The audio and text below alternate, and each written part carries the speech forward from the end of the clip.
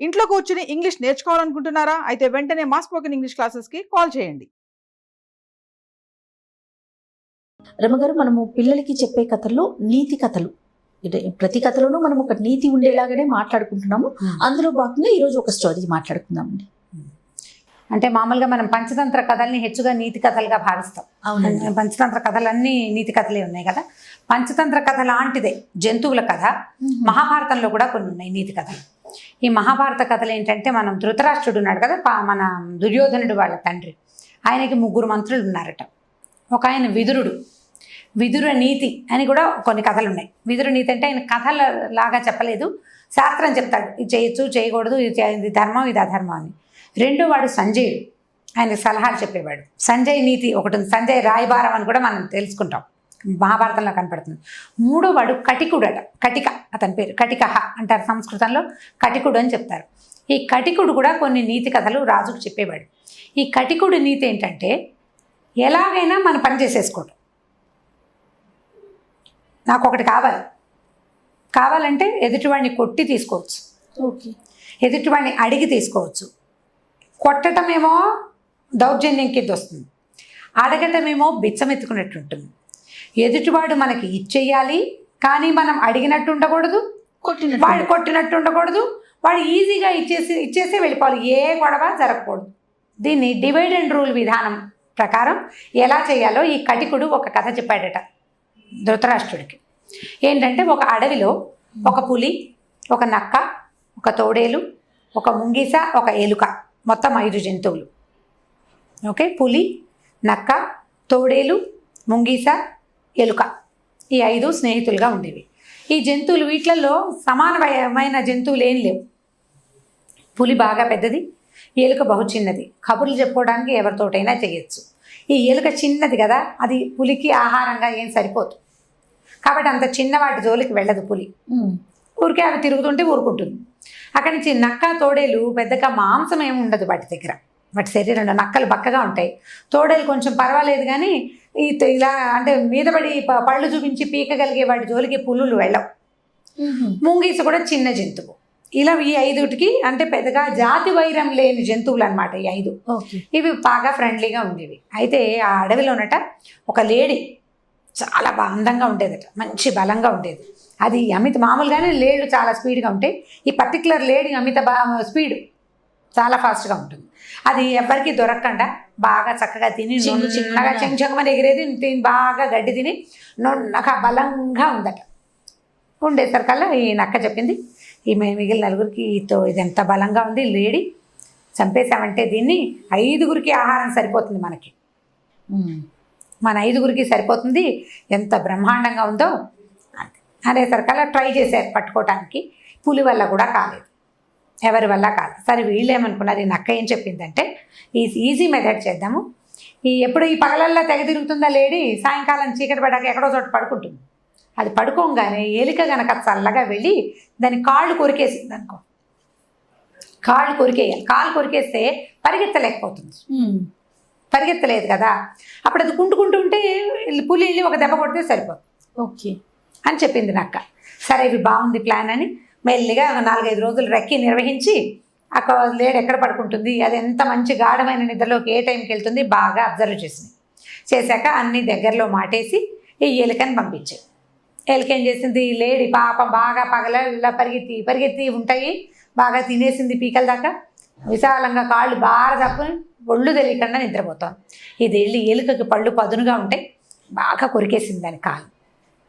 కొరికేసరికల్లా అది విదిలించుకుంది, కానీ ఈ ఎలుక పట్టి నుంచి విదిలించుకోలేకపోయింది. 1 నిమిషం అయ్యాక ఈ నెత్తురు గారిపోవటం మొదలుపెట్టింది, అది నడవలేకపోయింది, పరిగెత్తలేకపోయింది, ఆ కాలు కొరికేసేసరికి. ఈ లోపల పులి కాస్త లంఘించి దాని మీదకి టపటపా 2 దెబ్బలు వేసేసింది. లేడి కాస్త పడి చచ్చిపోయేసరికల్లా ఇవన్నీ చేరినాయి తినడానికి. లేడీ నక్క ఏమందంటే, ఎవర్రా చీకటి పడింది, పొద్దునుంచి తిరుగుతున్నాం, స్నానాలు చేసి వచ్చి తిందాం అని చెప్పింది. అందరూ స్నానానికి అంటే, ఇప్పుడు అందరూ ఒక చోటకి వెళ్ళాల, ఎవరి ప్లేస్కి వాళ్ళు వెళ్తారు. అంటే ఎవరి గుంపు, అంటే ఈ పులుల గుంపు ఒక చోట, ఈ నక్కల గుంపు ఒక చోట, అట్లా దిగుతాయి నదుల్లో. అలా ఎవరి ప్లేసులకి వాళ్ళు వెళ్ళిపోయారు. ఈ నక్క మాత్రం దొంగ మొహం, ఇది ప్లాన్ అంతా నక్కది కదా, అది వెళ్ళాల. ఈ మిగిలిన 4 వెళ్ళినాయి కదా, ఈ వెళ్ళిన వాటిలో పులి మాత్రం స్పీడ్గా వచ్చేసింది తినేయాలి. వచ్చేసేసరికల్లా నక్క చెప్పింది, అయ్యో నువ్వు వచ్చావా, నేను కూడా వచ్చాను, ఇప్పుడే ఎలుకొచ్చింది, అది ఎంత మాట అందో తెలుసా అని ఏడ్చింది. ఏడ్చేసరికల్లా పులి తెలిపోయింది, ఏమిటి ఎలుక నన్ను మాట అంటుందా, నువ్వు ఏడుస్తున్నావా, అంత మాట ఏమంది అని అడిగితే, ఈ పులి చూడు పోరాట పటిమ లేదు పులికి, పులులు ఏం చేయాలి, పరిగెత్తి ఒక జంతువుని వేటాడి తినాలి, వేటాడి తినకుండా ఇలాగా నేను కాళ్ళు కొరికిన తర్వాత దొరికిపోయిన లేడిని చంపి చచ్చిన లేడిని తినడానికి సిగ్గు లేకుండా వస్తుంది చూడు ఈ పులి, మనతో పాటు తినచ్చా, మనమైతే చచ్చిన వాటిని తింటాం, పులి తింటుందా, బతికున్న దాన్ని పిక్కు తినాలి, పులికి శౌర్యం ఉంటే, ఈ పులికి ఏమీ శౌర్యం లేదు, ఇదేమిటో ఇలా శౌర్యం లేని వ్యధ పులితోటి మనం ఫ్రెండ్షిప్ చేస్తున్నామని ఎలుక అన్నదని ఎంత నిన్ను ఇంత మాట అందని నక్క ఏడ్చింది. ఏడవం కానీ పులికి చిరాకు వచ్చింది, ఏమిటది నేను పోరాడలేక ఏదో మీరు అందరితో కలిసిందో నాతో పాటు మీరు తింటారని నేను మొదలుపెట్టాను, నాకేం అక్కర్లేదు, నా వేట నేనే వేటాడుతున్నాను, తినండి జావడం నాకెందుకు అని కాస్త పులి వెళ్ళిపోయింది. అయిందా, అక్కడి నుంచి మెల్లిగా ఎలుకొచ్చింది. ఎలుక రాగానే నక్క చెప్పింది, పులికి భలే కోపం వచ్చింది నీ మీద, ముందు నిన్ను తిన్నాకే లేడిని తింటుందిట, ఎందుకంటే నువ్వు దీన్ని లేడి కాలు కొరికావు కదా, అప్పుడు కండ ఊడొచ్చేసింది, నువ్వు ముందు టేస్ట్ చేసావు ఆ కండని, అందుకని నీ మీద కోపం వచ్చింది, నేను ముందు చంపేస్తుంది. కాదని బతిమలాడాను, ఇక్కడే ఎక్కడో ఉంది, ఇక్కడ ఉంది అంటే, అదేంటి ఇక్కడ ఎందుకు లేదు, ఎక్కడికి వెళ్ళింది పులి అంటే, కాదు వచ్చే దారిలో దూలగొండ ఆకుని ముట్టుకుందిట, కాలు దురద పెడుతుంది, కడుక్కుని వస్తానంది, వచ్చి చూసుకొని ఎంత చూస్తుంది, ఏం చేస్తావో నాకు చాలా భయంగా ఉంది, పులికి నచ్చ చెప్పలేకపోయాను తెలుసా నేను అనగానే ఎలుక బాబోయ్ బతుకు జీవుడా అని ఆ పక్కనండే ఒక కలుగులో దొరికి పారిపోయింది. ఇక మిగిలినవి 2 తోడేలు వచ్చేసరికల్లా ఏరి వీళ్ళిద్దరు, మిగిలిన వాళ్ళు 3 ఏరి అనేసరికల్లా ఇది ఎలుక కొరికింది, దానివల్ల ఇది విషపూరితం అయిపోయిందిట, పులి నేను తిననని వెళ్ళిపోయింది అని చెప్పేసరికల్లా తోడేలంది, అదేమిటి విషం అయితే కనుక ఎలుక పళ్ళల్లో విషం ఉంటుంది పాయింట్, అది కొరికింది, బాగా పన్ను దిగింది, కనపడుతుంది, ముక్క ఊడొచ్చింది, తెలుస్తుంది, తిన్నదో లేదో అది, అమ్మో విషపూరితమై పులి కనుక వెళ్ళిపోయిందంటే దానికి తెలుసు మాంసాలు దాని ప్రత్యేకత, మాంసాహారం తినటంలో ఉన్న గొప్పతనం అదంతా పులికి తెలుసు. ఇప్పుడు పులి ఆ మాట చెప్పిందంటే ఖచ్చితంగా ఇది విషపూరితమే, దీన్ని తింటే మనం కూడా పోతామేమో, ఎందుకు వచ్చింది, నేను వెళ్ళిపోతున్నాను, మా అన్నయ్య మా నాన్న నన్ను పిలుస్తున్నారు పొద్దున్నుంచి, ఏదో మాకు పెద్ద వేట దొరికిందా, ఈ వెధవలేడిని తినకపోతే పీడ పోయి నాకు అక్కర్లేదని తోడేలు వెళ్ళిపోయి. ఇప్పుడు లాస్ట్కి ముంగీసి వచ్చింది, ఎంత తేలిగ్గా చేస్తుందో చూడండి.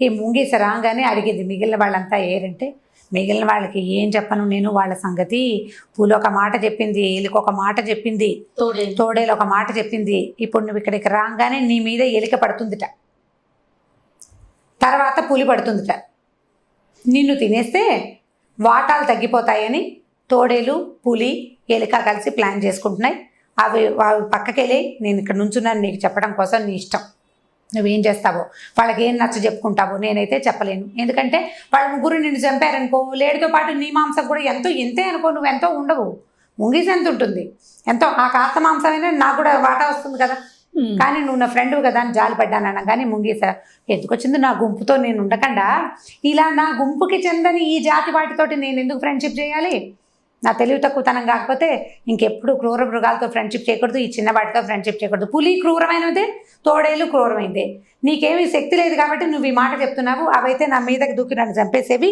అని అనుకుని ముంగేసి కాస్త వెళ్ళిపోయింది. ఈ నక్క చక్కగా ఆ లేడిని ఒక పొదచాటుకి లాక్కెళ్ళి వారం రోజుల పాటు సుష్టుగా భోజనం చేసింది. దీనికి తన జాతి వాళ్ళ స్నేహం ఎలాగో ఉంది, దాని గుంపులో దాన్ని రాణిస్తాయి, ఇది మంచి అయినా చెడ్డైనా గుంపు నుంచి సెపరేషన్ ఎప్పుడు ఉండదు. కొత్తగా అయిన ఈ ఫ్రెండ్షిప్ వల్ల దానికి బ్రహ్మాండమైన లేడి దొరికింది, వారం 10 రోజుల పాటు ఏ వేటాడకుండా ఆహారం దొరికింది, హాయిమని తినేసింది. ఇప్పుడు ఈ 5 రోజులు ఈ వారం రోజుల తర్వాత దీనికి ఫ్రెండ్షిప్ కావాలా వద్దంటే అది వేరే సంగతి, ఇప్పుడు నా పని అయిపోవాలి కదా, ఇప్పుడు నా పని అయిపోవటమే ముఖ్యం. డివైడ్ అండ్ రూల్ని ప్లాన్ చేసింది, వీళ్ళు 4 పక్కలకి పంపించింది, వాళ్ళందరూ స్నానం చేసి రావడానికి పట్టే టైంని క్యాలిక్యులేట్ చేసి వాళ్ళల్లో వాళ్ళకి విరోధం ఒకళ్ళకి తెలియకుండా ఒకళ్ళకి, ఇప్పుడు రేపు పూలి కనపడితే ఎలుకని అడగదు, ఎలుక ఇంకో దాన్ని అడగదు, ముంగీస తోడలు ఎవరిని ఏది అడగరు, విషయం బయటికి రాదు, దీనికి మాత్రం ఆహారం దొరికిపోయింది. దీన్ని కటిక నీతి అంటారట, కటికుడు చెప్పిన నీతి, డివైడ్ అండ్ రూల్ చెయ్యి, వాళ్ళల్లో వాళ్ళకి గొడవలు తెప్పించు. వాళ్ళల్లో వాళ్ళ గొడవలు మళ్ళీ ప్రత్యక్షంగా తెప్పించావా నువ్వే కారణమని తెలిసిపోతుంది. పరోక్షంగా తెప్పించాలి. పరోక్షంగా తెప్పించాలి. వాళ్ళని మాట్లాడుకునే అవకాశం లేకుండా చేసి నీ పని చేసుకోవాలి. ఇవన్నీ రకరకాల ప్లానింగ్లు. దీన్ని బేస్ చేసుకుని మహాభారతంలో చాలా యుద్ధాలు, చాలా కథలు నడుస్తూ ఉంటాయి. ఈ కటిక నీతిని దుర్యోధనుడు ఫాలో అయ్యేవాడట. కొంత భాగాన్ని, మొత్తాన్ని కాదు, కొంత భాగాన్ని తను ఫాలో అయ్యేవాడు, తీసుకునేవాడు ఆ కటిక సలహా కూడా. ఎక్కడ డివైడ్ అండ్ రూల్ చేయొచ్చో అక్కడ చాలా ప్రయత్నం చేశాడు డివైడ్ అండ్ రూల్ చేయటానికి. కుదిరిన చోట కుదిరింది, కుదరని చోట కుదరలేదు. కుదిరిందా మన పని అయిపోతుంది. ఇట్లాంటి కథలు కనుక ఈ నక్క ఇలా చేసింది. ఇప్పుడు మీరు డివైడ్ అండ్ రూల్ అప్లై చేయండి అని పిల్లలకి డైరెక్ట్గా చెప్పకూడదు. ఇలా జరిగింది అని చెప్తే కాలక్రమాన ఎప్పుడైనా వాళ్ళకి అవసరమైనప్పుడు వాళ్ళు దీన్ని అప్లై చేస్తారు. అప్పుడప్పుడు జీవితంలో ఇవి అవసరపడతాయి. ఇందులో కొంత దుర్మార్గం దాగి ఉన్నప్పటికీ ఇవి ఏవి ఒక జాతివి కాదు. తన జాతి వాడిని మోసం చేస్తే దుర్మార్గం. పరాయి వాడిని ఎవడో వాడిని మోసం చేస్తే పెద్ద, మన అవసరానికి. ఇది ఆహారం కోసం చేసింది నక్క కదా. తెలివి, ఇలా నక్క తెలివిగా చేయటాలు అవే మన పంచతంత్ర కథల్లో బోల్డన్ని కనిపిస్తాయి. తెలివిగా ఎలా చేసింది, నక్క ఆహారాన్ని ఎలా సంపాదించుకుంది అని. తెలివిగా ఉండటం నేర్చుకోవచ్చు. తెలివి తక్కువతనం కూడా అర్థమవుతుంది కదా. ఎలుకని చూసినా, పులిని చూసినా వాళ్ళు ఎంత తెలివి తక్కువగా నమ్మేశారు కదా. అలా నమ్మకూడదు అనే కోణంలో కూడా మనం చెప్పచ్చు. ఇప్పుడు ఎందుకంటే రమగారు, మన మామ్స్ అందరూ అంటే మన తల్లులందరూ కూడా ఏమని కామెంట్ చేస్తారంటే, అంటే ఇలా చేయటం కరెక్టేనా, మీరు సమర్థిస్తున్నారు అని అడుగుతారు అంటారు. సో దీంట్లో ఆ భాగం చూడండి, ఈ భాగం కాదు. అంటే ఇప్పుడు కాదు, ఆ కోణంలో ఇది కూడా. ఇప్పుడు మనం ఇలాంటి కథలు చెప్తాం కథలు. మీకు చేతొచ్చిన నీతి, మీకు అర్థమైన నీతి. అసలు నీతి చెప్పద్దు, జస్ట్ కథ చెప్పండి, ఒక కథలాగా చెప్పండి. అంటే తెలివి తక్కువతనంగా ఎలా ఉన్నారు ఆ కోణంలో చెప్పండి పిల్లలకి. అవును. ఇప్పుడు పిల్లలు ఎవరు దీన్ని డైరెక్ట్ గా చూడరు. అవును, తల్లులే చూస్తారు. మీకు కావలసినట్టుగా దీన్ని మలుచుకుని మీ అలవాటైన రీతిలో. ఇప్పుడు నాదొక భాష, నాదొక డిక్షన్, అంతే కదా జయ. ఇప్పుడు నా డిక్షన్ లో ఎవరైనా ఎలా చెప్తారు, నా డిక్షన్ లో నేనే చెప్తా. ఇప్పుడు నేను కూడా ఒక కథ నేను చదివాను, అది చదివింది యథాతథంగా నేనేం చెప్పను. మీ ఓన్ లాంగ్వేజ్ నేను ఓన్ చేసుకుంటాను కదా, కథని నేను ఓన్ చేసుకుంటాను. అలాగే ఎవరికి వాళ్ళు కథని ఓన్ చేసుకుని ఈ చిన్న కథలు చెప్తాం. మనం పంచతంత్ర కథల్లో ఇలా మోసపోయిన కథలు, మోసగించే కథలు చాలా ఉంటాయి. మనం ఒకసారి చెప్పాము, ఒక పిల్లి గద్దని మోసం చేసి పక్షి పిల్లల్ని తినేసింది అని. అందులో చెడు ఉంది, నేను చెప్పను అంటే మనం చెప్పగలిగేది ఏమీ లేదు. కథలు చెప్పలేం కదా పిల్లలకి, కథలు చెప్పలేకపోతాం. కాబట్టి మీకు అర్థమైన రీతిలో జస్ట్ కథలాగా చెప్పచ్చు. ఇలాంటివి ఏంటంటే లాంగ్ రన్లో లైఫ్లో ఎప్పుడైనా ఒకసారి అవసరపడతాయి, ఉపయోగపడతాయి కూడా. ఈ కూట నీతిని, ఏ కుటిలమైన నీతి ఉందో దాన్ని బాగా ఇంత నేను మీకు చెప్పినట్టుగా పిల్లలకి చెప్పాం, అక్కర్లేదు కూడా, అవసరం లేదు కదా. ఇలా కూడా ఉంటది అనే కోణంలో మనం పిల్లలకి తెలియజేయాలి అంతే. అట్లా చెప్పుకోవచ్చు. ఈ కథను చెప్పచ్చు. ఒక 4-5 జంతువులు కలిసి ఫ్రెండ్షిప్ చేయటం, ఒక జంతువు మిగిలిన వాటిని మోసం చేయటం, ఎవరితో ఫ్రెండ్షిప్ చేయాలి అనే దాని మీద ఒక కథ చెప్తాం. అయితే ఇది చాలా పాత కథ జయ. ఇది ఫెమిలియర్ కథ అవ్వడానికి కూడా అవకాశం ఉంది. చాలామందికి తెలుసుంటుంది ఈ కథ, మీకు తెలుసో లేదో మరి. అంటే ఇప్పుడు వ్యక్తులు తమలాంటి ఇవి ఉన్నవాళ్ళే, అంటే ఒకటే జాతి వాళ్ళతో స్నేహం చేయాలి, ఒకటే కులం వాళ్ళతో. కులం అనకూడదు దీన్ని, ఈ కులం బ్యాడ్ వర్డ్. సేమ్ మనలాంటి వాళ్ళతో, కమ్యూనిటీ అంటే ఒకే తెగకి చెందిన వాళ్ళతోటి స్నేహాలు చేయాలి. వేర్వేరు తెగల వాళ్ళతోటి స్నేహం చేసినప్పుడు అప్పుడప్పుడు ఎక్కువగా అది ఫెయిల్ అవ్వడానికి అవకాశం ఉందని చెప్పే పంచతంత్ర కథ ఇది. అయితే పంచతంత్ర కథలు చెప్పే నాటికి ఇది చాలా పురాతనమైన పద్ధతి కదా. 500-600 సంవత్సరాల క్రితం కథలు ఇవి. అప్పటికి మనుషుల్లో కూడా ఇలాంటి జాతి వ్యవస్థ అది స్పష్టంగా ఉందో లేదో మనకి పెద్దగా అవగాహన లేదు. కుల వ్యవస్థ ఖచ్చితంగా ఉంది. చాతుర్వర్ణాలు ఎవరి పని వాళ్ళు చేసుకునే విధానం ఉన్నదే అనమాట. అలాంటప్పుడు రాజుగారి అబ్బాయిలకి విష్ణు శర్మ చెప్పిన కథలు ఇవి. 4 రాజకుమారులకి చెప్పారు. అయితే ఎవరితో ఫ్రెండ్షిప్ చేయాలంటే మంచి చెడు తెలుసుకుని స్నేహం చేయాలి, మూర్ఖులతోటి స్నేహం చేయకూడదు. తర్వాత మన స్వజాతి కానివాడు, అంటే ఒక శాకాహారి మాంసాహారి స్నేహం చేయకూడదన్న నీతి కూడా అందులో ఉంది. ఈ శాకాహారి మాంసాహారి అంటే జంతువుల్లో ఉంటాయి కదా, కొన్ని జంతువులు శాకాహారులుగానే ఉంటాయి. పెద్దదైన ఏనుగు ఒట్టి ఆకుల అలవలు తిని బతుకుతుంది. దానికి అంత శరీరం ఎలా పెరుగుతుందో ఆకుల అలవలతోటి మనకి దాని పుటకే అది. కోతులు, మంకి అవన్నీ కూడా శాకాహారులు, ఎల్లేళ్ళని ఇవన్నీ. ఇప్పుడు మాంసాహారులు అనేసరికల్లా నీళ్ళల్లో ఉండేవి మాంసాహారులే, పక్షులన్నీ మాంసాహారులే, పెద్ద జంతువులు అంటే నక్క, తోడేలు లాంటి సాధారణ జంతువుల నుంచి హైనాలు ఇవి కాకుండా పులుడు, సింహాలు, మాంసాహారం ఇవన్నీ మాంసాహారులు. ఇప్పుడు ఒక మాంసాహార జంతువు ఒక శాకాహార జంతువు స్నేహం చేస్తే మాంసాహార జంతువు వల్ల శాకాహార జంతువుకి సమస్య రావచ్చు అని చెప్పే కథ అనమాట ఇది. ఇదేంటంటే ఒక కోతట ఒక చెరువు పక్కన ఉన్న ఒక నది పక్కన ఉన్న మామిడి చెట్టు మీద ఉండేది. మామిడి చెట్టు మీద హాయిగా రోజు ఏవో అంటే సీజన్లో ఎండాకాలంలోనే కదా మామిడి పళ్ళు వచ్చేది. అది మార్చి నుంచో మొదలవుతాయి. ఈ నదుల పక్కన ఉన్న చెట్లు త్వరగా పూస్తాయి అంటే ఎక్కువ కాలం ఫలిస్తాయి. పుష్పించడము తొందరగా ఉంటుంది, ఫలించడము ఎక్కువ కాలం ఉంటుంది, ఈల్డ్ ఎక్కువ ఉంటుంది కదా నీటికి ఇవ్వక ఉండేసరికి. అయితే ఈ మామిడి చెట్టు మీద ఉండే కోతి అది మార్చి నుంచి అంటే మనకి ఇక్కడ పచ్చకాయలు వచ్చే టైంకి దానికి పళ్ళు వచ్చేసేవి. ఆ పళ్ళు తింటూ ఉండేది మార్చి నుంచి. అట్లా ఎండాకాలం వెళ్ళేదాకా మళ్ళీ ఇంచుమించు ఆషాఢం, శ్రావణం వచ్చేదాకా మామిడి పళ్ళు తినేది. అయితే ఇది మామిడి పళ్ళు సగం తిని పడేసి ఒక పండు వస్తుంటే రెండో పండు కింద పడిపోయి నది మొదట్లో పడేది, నది ఒడ్డున పడుతుండేవి. ఆ నదిలో ఒక మొసలి ఉండేదట. ఆ మొసలి ఈ పడిన మామిడి పండును తిని చూసింది, ఎంతో బాగుంది. సహజంగా మొసలి మాంసాహారి, శాకాహారం కూడా తినేదేమో. ఇప్పుడు శాకాహారి కాదండి మొసలి అసలు పళ్ళు తిందు, మీరు పిచ్చి కథలు చెప్తున్నారని నన్ను అడగకూడదు. ఎందుకంటే కథ ఇలాగే చెప్పాడు ఆయన. ఇది మీరు మేము అనుకుని చెప్పే కథ కాదు కదా ఇది. అంటే ఒక నీతిని మనకి ఇంజెక్ట్ చేయటం కోసం చెప్పబడిన కథ కదా. ఈ మొసలి ఇక మామిడి పళ్ళు తినేది. తింటుంటే చాలా బాగున్నాయని కోతికి చెప్పింది. కోతి ఏం చేసింది, అప్పటి నుంచి కొంచెం స్నేహం చేసుకున్నాయి అనమాట రెండు.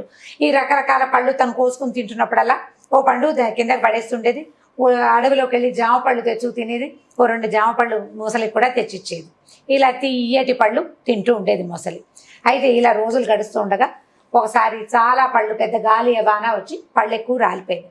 కోతి మొసలి తినగలనని తిన్నాయి. కోతి అంటే ఒక కోతే ఉండదుగా, చుట్టుపక్కల బోళ్ళని కోతులు ఉంటాయి, అవి ఇవి అన్నీ తినేగా కూడా కొన్ని పళ్ళు ఉండిపోతే ఈ మొసలి ఏం చేసింది, ఈ పళ్ళని తన భార్యకి తీసుకెళ్ళిందట. దేనికైనా మగదానికి ఆడది ఉండాల్సిందే కదా. తన ఆడ జంతువుకి పట్టుకెళ్ళింది మొసలి కోసం. పట్టుకెళ్తే ఆ మొసలి ఆడ మొసలి తిని చూసింది, ఎంతో బాగుంది, ఎంత బాగుందో అంటే అప్పటి నుంచి ఇది కోతి నా ఫ్రెండ్, మేమిద్దరం కబుర్లు చెప్పుకుంటున్నాము, అక్కడ చెరువు ఒడ్డున మాట్లాడుకుంటున్నాం, ఈ నది ఒడ్డున అని చెప్పేది. అక్కడి నుంచి ఈ ఆహారం పంచుకుని తినడం వల్ల స్నేహం ఏర్పడుతుంది. ఇవి రెండు బాగా ఆ కబుర్లు ఈ కబుర్లు, చెరువులో ఇంతలు విశేషాలు, నదిలో ఉన్నవి, నీళ్ళల్లో ఉండేవి అన్ని మొసలు చెప్పేది, అడవిలో ఉన్న విడ్డూరాలు అవన్నీ కోతి చెప్తుండేది, మాట్లాడుకునేవి. ఇలా ఎక్కువసేపు కబుర్లు చెప్పుకుంటూ భార్య దగ్గరికి వెళ్ళేది కాదట ఈ మొసలి. వైఫ్తో స్పెండ్ చేసే టైం తక్కువ, ఫ్రెండ్తో స్పెండ్ చేసే టైం ఎక్కువ.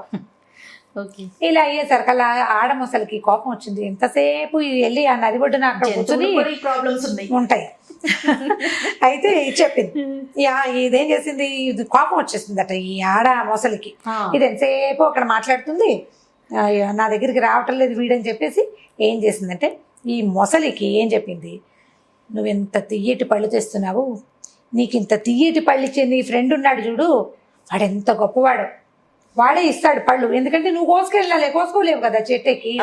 అంత తీయటి పళ్ళని తిని రోజు అవే తిని బతికే వాడి గుండె ఎంత తీయగా ఉంటుందో, ఆ గుండెని నాకు రుచి చూపించు అని అడిగింది. ఇప్పుడు గుండెని రుచి చూపిస్తే అది ఉంటుందా, జంతువు చనిపోతుంది, ఉండదు. ఈ మొసలి సరేనని ఒప్పుకుంది, బుర్ర లేదు దానికి. అది సరే భార్య 2 సార్లు 3 సార్లు ఆ కోతి గుండె కోసం అడుగుతూనే ఉండేది, తీసుకురావా అంటే ఈసారి అని కొన్నాళ్ళు నడిచింది. తర్వాత ఒకరోజు మాటల మధ్యలో తన భార్య ప్రస్తావన వచ్చినప్పుడు మా ఆవిడ నిన్ను ఎప్పటి నుంచో తీసుకురమ్మంటుందో నేను చూస్తానంటుంది అని కోతిని అడిగింది. అడిగేసరికల్లా కోతి దానిదేముంది, వస్తా పదా నన్ను తీసుకెళ్ళు అని చెప్పేసి ఈ మొసలి వీపు మీద కూర్చుంది కోతి.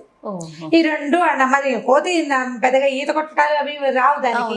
మొసలి వాళ్ళ ఆవిడ అక్కడెక్కడ ఉంటుంది అంతఃపురంలో, ఇవి వెళ్ళాలి కదా ఇక్కడి నుంచి. ఈ మొసలి మీద ఎక్కింది. మొసలి మీద ఎక్కితే ఈ మొసలి కొంచెం ముందుకెళ్తుండగా ఏం చెప్పిందంటే, నువ్వు ఎంత మంచివాడు పోయి, నీ అంత మంచివాడు ఎవడైనా ఉంటాడా, అందుకే నీ గుండె తీయగా ఉంటుందని మా ఆవిడకి తెలుసు అనేసరికల్లా కోతికి గుండె లటక్కమంది. అర్థమైంది, అమ్మో ఇదేదో పెట్టుకుందిరా మనసులో అని అనుకుని, ఏమిటో నా గుండె రుచిగా ఉండటం ఏమిటి, నేనే రుచిగా ఉంటానంటే, అవునట నా భార్య చెప్పింది అందుకే నేను తీసుకురమంది, నీ గుండె తినాలనుందో ఆమెకంటే. అయ్యో అలాగా, భలేవాడివి. వెంటనే కోతి తెలుసుకుందనమాట. నేను వెంటనే మాట మార్చేసి, భలేవాడివి, ముందే చెప్పద్దు, నా గుండె చెట్టు మీద పెట్టొచ్చాను అని చెప్పేసరికల్లా మొసలి నిజమా గుండె చెట్టు మీద పెడతారంటే నాకు 2 గుండెలు ఉంటాయి ఓయ్, ఒక గుండె చెట్టు మీద పెట్టుకుంటా, 2వ గుండె నేను నా దగ్గర ఉంటుంది. ఇప్పుడు నేను తిరగాలి కదా, వెళ్ళి నీకు మీ ఆవిడ కావాలంటే ఏముంది, వెనక్కి వెళ్ళి చెట్టు మించి గుండెకాయ తీసుకొస్తాను. మామిడికాయలతో పాటు గుండెకాయ కూడా చెట్టు మీదే ఉంది. ఆ కాయ తీసుకొచ్చానంటే ఎంతకా మీ ఆవిడకి ఇచ్చేసేయచ్చు, పద వెనక్కి వెళ్దామని చల్లగా వెనక్కి తిప్పించింది. ఎంత అమాయకపు మొసలి. మొసలి మూర్ఖత్వం అనమాట, కోతి తెలివి కదా. సరే ఇద్దరు వెనక్కి వెళ్ళారు. కోతి చక్మని చెట్టెక్కి, ఓరి పిచ్చివాడా నువ్వెంత మూర్ఖుడివి, నా గుండె తింటే నేను బతుకుంటానా, నీ స్నేహితుడిని చంపడానికి నీ భార్య ఎత్తు వేసింది అనే విషయం నీకు తెలియదంత మూర్ఖుడివి నువ్వు. ఒక ప్రాణికి 2 గుండెలు ఉంటాయి అని కూడా నీకు తెలియదు, నువ్వు అంత మూర్ఖుడివి. నీలాంటి మూర్ఖుడితోటి కనుక స్నేహం చేస్తే ఇక నేను నా పని ఎప్పటికప్పుడు ఇలాగే నేను సూపులో పడుతూ ఉంటాను. మూర్ఖులతోటి స్నేహం చేయకూడదు. పైగా నీ బుద్ధి వేరు, నా ఇది వేరు. ఇప్పుడు నా మీద నీ కోపం రాగానే నువ్వు నోరు తెరిచి పళ్ళతో పట్టుకున్నావా, నేను చచ్చిపోతాను. తెలియక పొరపాటున నా జాతి కానివాడివి మాంసాహారమైన నీతోటి స్నేహం చేశాను, నీతో ఇంకెప్పుడు స్నేహం చేయను, నువ్వు నన్ను పిలవద్దు, నేను నీ దగ్గరికి రానని చెప్పేసి ఆ మామిడి చెట్టు దిగి ఇంకో పక్కకి వెళ్ళిపోయింది. మొసలి ఏం పరిగెత్తినా దాన్ని పట్టుకోలేదు. నీటి మీద స్పీడ్గా వెళ్తుంది కానీ నేల మీద అంత బాగా నడవలేదు కదా, చెట్లెక్కలేదు. కోతిని పట్టుకోవడం దాని వశం అవ్వదు. అయ్యో నీ తల బాదుకుని ఈ భార్య మాటలకి ప్రలోభపడి అనవసరంగా అమ్మాయి ఏదో ముద్దుగా చెప్పిందని అనుకున్నాను కానీ నా స్నేహితుడిని దూరం చేస్తుందని నేను అనుకోలేదు. ఇలాంటి తెలివి తక్కువ పని చేసినందుకు వృధాగా స్నేహాన్ని పోగొట్టుకున్నానని బాధపడుతూ మొసలి వెనక్కి వెళ్ళిపోయింది. ఇంకా ఎప్పుడు కోతులు నీటిలో ఉన్న జంతువుల జోలికి వెళ్ళలేదట ఆ తర్వాత. దీంట్లో నీతి ఏంటంటే స్నేహితుల నుంచి దూరం చేయడానికి భార్యలు కూడా ప్రయత్నిస్తారు అనేది ఒక నీతి ఒకటి. తర్వాత మన జాతి కనబడంటే మనలాంటి లైక్ మైండెడ్ పీపుల్ తోటే స్నేహం చేయాలి. కానీ జాతి అంటే ఇందులో వెంటనే వేరే అర్థాలు వచ్చేస్తాయి. చేయ అంత విపరీత అర్థం ఏం లేదు. లైక్ మైండెడ్ పీపుల్ తోటి ఒకటే రకమైన ఆహార విహారాలు ఉన్న వాళ్ళతోటి స్నేహం చేయాలి. ఇప్పుడు మనం చూడండి ఈ ఇంటర్నెట్ లో ఫ్రెండ్స్, ఇప్పుడు ఫేస్బుక్ ఫ్రెండ్షిప్ చేస్తారు. ఈ ఇండియాలో ఉన్న అమ్మాయి ఫారెన్ లో సౌదీ అరేబియాలో ఎక్కడో ఉన్న అబ్బాయి, వీళ్ళిద్దరికి ఫ్రెండ్షిప్. వాడు ఏదో చెప్తాడు, నాకు 30,000 కావాలి, 25 లక్షలు కావాలి, 20 లక్షలు, 5 లక్షలు కావాలంటే వాళ్ళని నమ్మి అకౌంట్లలో వేసేస్తున్నారు డబ్బులు. అవునండి. ఇప్పుడు వాడెవరో జాతి నేనెవరో జాతి అనే ఇంగితం ఉండడం లేదు. ఇప్పుడు మన దగ్గర లోకల్ జాతుల గురించి కాకుండా ఇలా విపరీతపు జాతుల గురించి జాగ్రత్త పడాలి కదా, జాగ్రత్త పడాలా. సో ఇలాంటి వాటిని స్నేహం చేసేటప్పుడు ఎలాంటి వాళ్ళతోటి స్నేహం చేయాలి. పైగా ఆల్రెడీ దెబ్బతిన్న వాళ్ళని మనం పేపర్లలో చూస్తాం, మన యూట్యూబ్ ఛానల్స్లో కూడా కనపడుతుంటాయి. అసలు సోషల్ మీడియాలో ఒక పెద్ద దుమారం లాగా రేగుతుంది. అవునండి. మళ్ళీ అదే పని ఎందుకు చేస్తారో జనాలు అర్థం కాదు. మళ్ళీ అవే పని చేస్తారు. ప్రతి వారం 10 రోజులకు ఒకసారి ఓ అబ్బాయి మోసపోయాడు లేదా ఓ అమ్మాయి మోసపోయింది దూరపు స్నేహాల వలన. ఫేస్బుక్లో ఫ్రెండ్షిప్, ఫేస్బుక్లో నాకు వచ్చింది ఏదో ఎవరో వచ్చారు, ఓ రిక్వెస్ట్ పెట్టాం, ఓకే అన్నాం, బాగానే ఉంది. ఎందుకు ముందుకెళ్తావు, వాడు ఏదో పెట్టాడు బాగుందను, దాని మీద ఎందుకు ముందుకెళ్తావు, ఎందుకు ముందుకెళ్ళాలి? నీకు ఇంకా మాట్లాడడానికి మనుషులు లేరా? మెషిన్లతో ఎందుకు మాట్లాడాలి? ఎప్పుడు ఫోన్లోనో లేకపోతే ట్యాబ్తోనో కంప్యూటర్తోనో ల్యాప్టాప్తోనో ఉంటే మనం మానవ సంబంధాలని మెషిన్ల ద్వారా ముందుకు తీసుకెళ్ళేసరికి మనకి తెలియకుండా పోతుంది. అదే నువ్వు నీ పక్క ఇంటి వాడితోటి ఫ్రెండ్షిప్ చెయ్యి, వాడి తరహా ఏమిటో, వాడి వేషం, వాడి రకం మీకు కనపడుతూ ఉంటాయి కదా కంటికి, అప్పుడు వదిలేయచ్చు మొదటే. ఇప్పుడు వేరే దేశంలో ఉన్నవాడితో స్నేహం చేసేటప్పుడు వదిలేసే అవకాశానికి నీకు అవకాశం ఏది వదిలేయడానికి తెలియదు, నీకు అర్థం కాదు. అసలు మంచో చెడో తెలియదు కదా, మంచో చెడో తెలియదు. నీకు లైవ్గా చూడని దాన్ని ఎలా నమ్ముతాం మనం? నమ్మలేకపోతాం. ఈ విష్ణు శర్మ చెప్పిన ఏనాడో చెప్పిన పంచతంత్ర కథలు ఇప్పటికీ అప్లై అవుతున్నాయి జయ. ఇప్పటికీ తెలివి తక్కువగానే ఇప్పటికీ మోసపోతూనే ఉన్నారు జనం. ఈ కథలన్నీ కూడా మీరు మోసపోకండి, ఎవరైనా మోసపోతున్నారని తెలిస్తే వాళ్ళని హెచ్చరించండి అని చెప్పడానికి. దయచేసి ఈ కథలో నీతిని తీసుకోండి. ఏ కథ అయినా ఒక వర్డ్ ఎక్స్ట్రా వెళ్ళంగానే ఇది ఈ ఫలానాది చెప్పద్దు, ఫలానాది చెప్పండి, చెప్పిన గుడ్ కంటెంట్ని మీరు తీసుకోలేకపోతున్నారు. ఇది ఫలానా మాట అనకూడదు అన్న ఉద్దేశంలో ఉండండి, ఒక తెలియచేయండి. అంత ఎక్కువ తీవ్రంగా దాన్ని తీసుకోవద్దు. మొత్తం స్టోరీని వదిలేస్తున్నారు. కామెంట్ రూపంలో కూడా కొన్ని చూస్తుంటే కథలు వదిలేస్తే బాధ అనిపిస్తుంది రమ్మగారు, నాకు కూడాను. ఎందుకంటే ఇప్పుడు ఒక జాతి అనేది ఒకటి, అంటే అది కథలో ఉన్న విషయం మనం చెప్తున్నాం. అదే ఒక రమ్మగారు లేదా ఒక జయానో క్రియేట్ చేసింది అంటే ఇప్పుడు దాకా చెప్పిన మొత్తం కథలన్నీ కూడా నేను చదివినవే గాని వీటిలలో ఒక్కటి కూడా సొంత కథ కాదు, నేను రాసిన కథ మన కాదు. కథలు కాదు కదా. కాదు, ఇప్పుడు నేను రాసిన కథలు నేనే చెప్పిందంటే నేను ఒక్కదాన్నే కనుక చెప్పిన కథలు, నేను మాట్లాడినవి, అవి నా సొంత భాష. ఒక చిన్న కంటెంట్ని తీసుకుని దాని మీద నేను అల్లింది తప్ప అది ఏది నా సొంతం కాదు. ఇప్పుడు కథలో మహామహులు రాసినవి కదా, పెద్దవాళ్ళు ఎప్పటి కథలు ఇవి 500 అదంతా సంవత్సరాలు. వదిలేస్తున్నారు. ఈ వర్డే రాంగ్, ఇదే ఎందుకు తీసుకొస్తున్నారంటే మీరు దయచేసి కొంచెం బ్రాడ్ మైండెడ్ గా ఆలోచించండి. అంటే ఇప్పుడు కథను తీసుకోవాలి, ఇది కథనే తీసుకోవాలి. ఇప్పుడు జాతి గురించి అంటే జాతులు బయట వాళ్ళతో స్నేహాలు చేయడం ఎప్పుడు సేఫ్ కాదు. మనుషుల్ని చూసినప్పుడు స్నేహాలు తప్పకుండా. మనం అమెరికా వెళ్ళాం, అమెరికన్స్ తో ఫ్రెండ్షిప్ చేయొచ్చు, వాళ్ళకి లైవ్ గా వాళ్ళు మనకి కనపడతారు కదా. ఈ కథలో అయితే అదే ఫ్రెండ్షిప్ వరకు ఆగితే ఏదైనా వెళ్ళనుకుంటండి, అదే ఎక్కడైనా మంచి, అది ఎక్కువ వెళ్ళకూడదు కదా, ఎక్కువ వెళ్ళకుండా వెళ్ళకుండా జాగ్రత్త పడితే బాగుంటుంది. అంటే మనం పంచతంత్ర నీతి కథలు అని చెప్పాం కదా. అవునండి. సో ఈ నీతి కథలు చెప్తాం. మనకి తెలుగులో పద్యాలు ఉన్నాయి, సుమతి శతకం, వేమన శతకం పద్యాలు ఉన్నాయి. కొంతమంది అడుగుతుంటారు, శతక పద్యాలు చెప్తారా మీరు, ఇందులో చెప్పండి అని. ఇందులో చెప్పడం అయితే సాధ్యపడే వ్యవహారం కాదు. 1-2 సార్లు ట్రై చేసాం, అదేమంత బాగా వర్కౌట్ అయినట్టు అనిపించలేదు. పద్యాలు చదువుకోవాలి ఎవరైనా సరే. తెలుగు ఒక పద్యం చెప్తాను చూడండి, ఆ పద్యానికి రిలేటెడ్ కథ చెప్తాను. బలవంతుడ నాకేమని పలువురతో నిగ్రహించి పలుకుట మేలా, బలవంతమైన సర్పం చలిచీమల చేత జిక్కి చావదే సుమతి. అంటే నాకేమిటి అని కనుక ఇదిగా ఉంటే నువ్వు దొరికిపోతావు ఎప్పుడో ఒకప్పుడు. ఎందుకంటే ఎంత బలవంతమైన సర్పమైనా చీమలకి దొరికిపోతుంది. ఒక చీమ కుడితే దానికి ఏం అవ్వదు, అన్ని చీమలు కలిసి మీద పడి కుడితే మనకి దేశంలో తిరుగుబాట్లు అవన్నీ కూడా ఇలాగే జరిగినాయి. ఒకడు పోట్లాడతాడు, వాడి వల్ల ఏం కాదు. ఆ పోట్లాట 100 మందికి ఇదైంది అనుకోండి, 100 మందిలోకి స్ప్రెడ్ అయింది అనుకోండి, 100 మంది కలిసి ఒక బలవంతుడి మీద పడితే వాడి తలోకి కలిసింది. కాబట్టి నాకేమిటి అని అనుకోకూడదు ఎవడైనాను, మనుషులతోటి సానుకూలంగా పోవాలి ప్రతిదానితో అని సుమతి శతకారుడు చెప్పాడు. దీనికి దగ్గరగా కాదు కానీ ఇంచుమించుగా ఇలాగే ఉందని చెప్పడానికి వీల్లేదు. ఒక మంచి కథ ఉంది. ఒక పల్లెటూరికి చుట్టుపక్కల ఈ పాత రోజుల కథలు చెప్తాం కదా మనం అన్ని, అడవి దారి ఉందట. దానికి ఆ ఊరికి 2 దారులు ఉన్నాయి. అడవిలో నుంచి ఒక దారి, చెరువు పక్క నుంచి ఒక దారి. అడవిలో నుంచి దారి నిజానికి దగ్గర దారి, చెరువు పక్క అంటే చెరువు పక్క నుంచి కట్ట మీద నుంచి చుట్టుకుని రావాలి. అయినా కూడా ఈ దగ్గర దారిని ఎవరు తీసుకోకుండా ఈ చెరువు చుట్టుపక్క నుంచి నడిచేవాళ్ళ బోల్డన్ని కిలోమీటర్లు అంటే బోల్డన్ని మైళ్ళు నడవాల్సి వచ్చేది. ఎక్కువ పర్లంగుల దూరం ఉండేది, ఇది తక్కువ. కానీ వచ్చేవాళ్ళు కాదు. ఎందుకు వచ్చేవాళ్ళు కాదంటే మధ్యలో ఒక పెద్ద పుట్ట ఉందట. ఆ పుట్టలో పెద్ద పాము, చాలా పెద్దది. అసలు అది నోరు తెరిస్తే అంటే అది పడగ తెరిస్తే ఇంత పెద్దది, 5-6 చేతులు కలిస్తే ఎంత ఉంటుందో అంత పెద్ద పడగతోటి ఆ పాము బుసలు కొడుతూ కనపడ్డ వాళ్ళ వెంబడబడి హడలు కొట్టేసేది. హడలు కొట్టేసి ఇక ఏం చేస్తారు జనం, దాంతో ఈ దగ్గర దారిని కూడా వదిలిపెట్టేసి ఇప్పుడు పక్క ఊరు నుంచి ఈ ఊరు రావాలంటే అడవుల నుంచి వస్తే 10 నిమిషాల్లో వచ్చేస్తారు. అలా కాకుండా ఇంకో పక్క నుంచి చెరువు పక్క నుంచి అయితే ఆ 30 గంట పడుతుంది. ఈ 5-10 నిమిషాల దూరాన్ని వదిలిపెట్టేసి ఆ 30 గంట దూరాన్నే తిరిగేవాళ్ళు. అయితే ఒకనాడు ఒక మునీశ్వరుడు ఈ దారిలో నుంచి వస్తున్నాడు, అడవి దారిలో నుంచి. అవతల ఊరు నుంచి ఆ పక్కన ఏదో అడవి ఉంది, అందులో నుంచి ఆ ఊరు దాటారు. అక్కడి నుంచి ఈ ఊరు రావడానికి ఈ అడవి దారిలో వస్తుంటే ఈ పాము బుసలు కొడుతూ ఆయన వెంట పడేసరికల్లా ఆయన కేకలేసాడు పావును.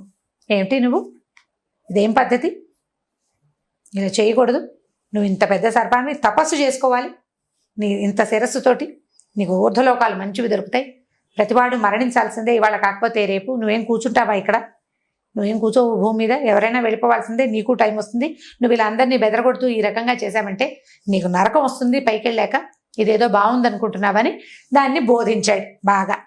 ఆ సర్పానికి బోధించి ఇట్లా మనుషుల్ని కాటేయటము, వాళ్ళని బెదిరించటము, అంటే ఇలా కాటేయటము, మనుషుల్ని హింసించడం మంచి పద్ధతి కాదని, ఆ టైంని సాత్విక ప్రవృత్తితోటి గనక నువ్వు పొందించావంటే రేపొద్దున ఊర్ధ్వగతులు బాగుంటాయని బాగా బోధించాడు. ఆ సర్పం ఇంత పెద్ద మహానుభావుడు ఋషీశ్వరుడు చెప్తున్నాడని సరేనని ఒప్పుకుంది. అయిందా, సరే. ఇలా కొంతకాలం గడిచింది. ఈ ఋషీశ్వరుడు కొన్నాళ్ళ తర్వాత ఒక 6 నెలలకు అనుకో, ఏడాదికో, 6 నెలలకు అనుకుందాం, మళ్ళీ అదే దారిలో నుంచి తిరిగి వచ్చేస్తే ఆయన వచ్చే టైంకి ఈ సర్పం బక్కచిక్కిపోయి ఒంటి నిండా దెబ్బలు, గాయాలతోటి, రాళ్ల దెబ్బలు తగిలి సస్తినో దేవుడా అన్నట్టుగా కనపడింది ఆయన. ఆయన తెల్లబోయి, ఇదేమిటి ఇలా అయిపోయావు, మొన్న వచ్చినప్పుడు అంత శుభ్రంగా ఉన్నావు, అంత బారు, అంత బలంగా ఉన్నావు, ఇంత పడగా అంత ఇదిగా ఉన్నవాడివి, ఇలా అయిపోయావేమిటో నువ్వు అని అడిగాడు. అయ్యా మీరు చెప్పారు కదండి మనుషుల్ని సాత్వికంగా హింసించని, ఉండమని. సాత్వికంగా ఉండమని. నేను సాత్వికంగా ఉన్నాను. ఉండేసరికల్లా ఈ ఊరి జనం అంతా తెలుసుకున్నారు ఈ పాము ఎవరి వెంట పట్టలేదని, ఎవరిని చూసి బుసలు కొట్టట్లేదని, ఎవరిని కాటేయటానికి ప్రయత్నం చేయటం లేదని తెలుసుకుని వాళ్ళకి అలుసైపోయింది ఈ పాము.